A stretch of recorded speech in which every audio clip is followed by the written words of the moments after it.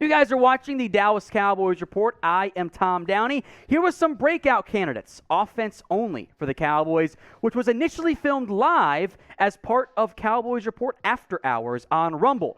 For more exclusive content, follow us over there, rumble.com/CowboysTV. First breakout player for the second year in a row, CeeDee Lamb, the wide receiver, who, to be clear, has not been a disappointment for the Cowboys. He's been a very good receiver, but now the expectations are ramped up another notch. Lamb is said to be the true and maybe only wide receiver one on this roster. The Cowboys need him to break out. His numbers in 2020, look, when you basically average over 1,000 yards your first two seasons as a receiver, you did something right. And maybe because Justin Jefferson has been so good, the expectations are we want more from Lamb.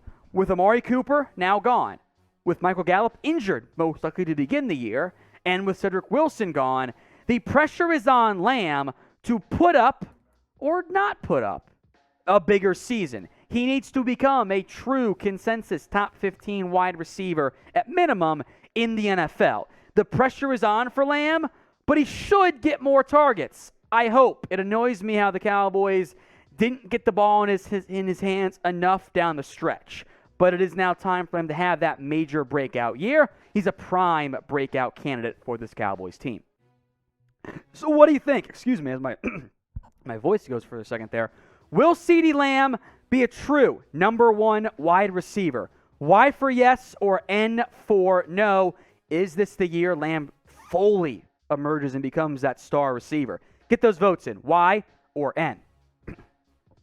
Another receiver here, James Washington. And this is almost a hopeful speaking into existence, like another guy we'll get to later on, is Washington, a former second-round pick from Oklahoma State, fell out of favor in Pittsburgh. Good second year and then never produced that much. In Dallas, though, he has a unique chance to improve upon his production. In his last 2 years, Washington was a bit player, a backup receiver behind the likes of Chase Claypool and Juju Smith-Schuster and Deontay Johnson and even others as the years went on. Now, his skill set is best utilized as a vertical threat, as a deep ball playmaker, and that was on display in 2019. 16.7 yards per catch, all 3 scores on only 44 catches, 735 yards. He filled that role quite well. The problem was the last 2 years in Pittsburgh, Big Ben was not very good. He struggled. He could not push the ball consistently downfield. How many 1-yard throws did Big Ben have? A lot. In Dallas, there is a chance for James to fill that vertical role instantly, because my expectation is that Michael Gallup is unavailable to at least begin the 2022 campaign. If Tolbert plays some slot, that would make Washington the vertical threat for this Cowboys team. The Dak Gallup chemistry has always been impressive. Some players just work well together. Dak Gallup are one of those two. Can he and Washington on the same page quickly? If so, there could be a nice early flash out of Washington this year. Now, we're doing offense only right now when it comes to breakout players. And I want you to drop a name of a player who you think is going to break this year. I got 3 more names still to get to, but we're a show for the people, so I want to hear from you guys. Name a player who you think breaks out on offense. This is the pinned comment on today's video. And so if you're watching on YouTube and that ad break comes, take advantage of it. Head down there and let me know. All right, Tony Pollard. He's back again as a breakout player. When he was better, by the way, than he was in 2020. He took a step forward this past season. Pollard and Zeke are very different types of players. Zeke is your methodical, doesn't lose yards, is steady, but doesn't offer big plays. Pollard might have, 2 yards, 1 yard, 3 yards, 35 yards. He offers you the explosiveness that I tend to covet at the position. And he is a much more dynamic receiving game threat than Zeke is. Pollard, almost under the radar, did surpass 1,000 yards of total offense last season. 719 on the ground and only 130 carries, 337 through the air. Now, he was not a touchdown guy at all, just 2 total in 2021. Did a nice kick return, by the way, not factored in there. That's just offensive touchdowns there, I should say.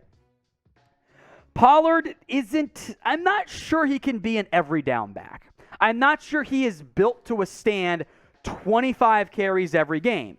I don't need him to do that, though. I want to get him the ball more because that explosive play is incredibly valuable to me for the offense. And with no real additions at running back, Rico Dowdle's healthy, Ryan Nall is a person, the Cowboys are going to lean on Zeke and on Pollard once again.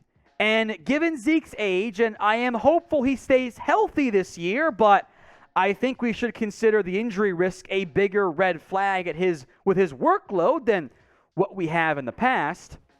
I would not be opposed to a 55-45 split in favor of Tony Pollard. Who do you think should be running back one of the team? And there is room to give both guys the ball. Don't get me wrong on that front. But who should be the 1A to the 1B? Is it Tony Pollard? Type in TP. Is it Ezekiel Elliott? Type in EE in the comments right now. Let's go to the offensive line now. Terence Steele, who, much like Lamb, also had a better 2021. In fact, Steele is what I'm terming second breakout candidate. His growth from 2020 to 2021, as we'll get into, was massive. But now you need more. The Cowboys said, Lyle Collins, we're done with you. Now we love Terence Steele. The production growth is significant. 2020 versus 2021 on snap counts that aren't that different, by the way. From 9 sacks to 2. Hits stay the same, 5 apiece. Hurries drop by 10. Significantly better as a pass rusher. In fact, massively better, and he is much better and more comfortable on the right side than he is the left side. The run grade per PFF also got better. Penalties, they all got flagged last year for whatever weird reason on the offensive line. Steele is not a bad football player. The growth he has shown so far in his very young career is significant. By all accounts, coaching staff loves him. Hard worker, does the right thing, shows up, tries hard. You need him to take another step forward, or at least avoid regression in 2022, because you are counting on him to be a 17-game starter on the right side of that offensive line. Whether you're watching right now on Rumble or on YouTube, do us a favor and subscribe. We've got free videos every single day on both platforms for you guys. Free, and it always will be. So if you're watching on YouTube, hit the big red button and subscribe. If you're watching on Rumble, hit the big green button and follow us for more free videos. I'll put the links to both in the comments, so if you are on both platforms, you can go to the other one as well. Follow us for more free Cowboys coverage. The last breakout player is a speak it into existence player, Tyler Biadasz, who, once again, for the second straight year, has had no real competition added. It is his job to lose. Last year, the Cowboys were like, basically around the preseason, we're like, oh, shit, Biadasz might not be that good for us. Let's try Connor Williams at center. Of course it didn't go well. This year, they have Matt Farniok still and added some UDFAs. That's not competition. Now, on a much larger sample size in snaps, Biadasz did get a little bit better. I think as the year went on, he got better too.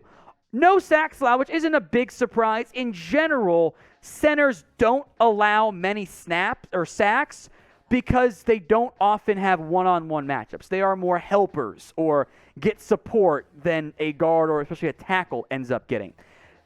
But a lot of hurries, a lot of pressures allowed, and that is a red flag because if your center gets beat quickly, your quarterback and your ground game is screwed. He has the ball. He's one of 2 players to touch it every single snap. You need a good pivot player. And maybe because penalty boy Connor Williams got all the attention, your center had 11 penalties last year.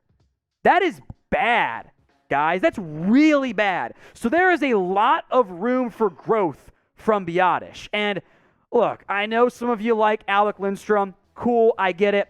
I'm not going to assume a UDFA steals the job from Biadasz. If so, is it a good or a bad thing? I honestly don't know, because the UDFA should not steal your job from your incumbent at center. But I am hoping that a new left guard and general stability on the offense line, plus a year of growth, offseason stuff, will result in better play from Biadasz at center. So one more time, my top 5 breakout players on offense for America's team.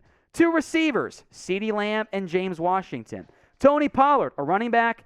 Terence Steele, the right tackle. And Tyler Biadasz at center. If you made it all the way through today's video, thank you all so much. It's an Easter egg to an extent here. If you did, comment squad for me in the comment section so I know who the true diehard Cowboys Report fans are.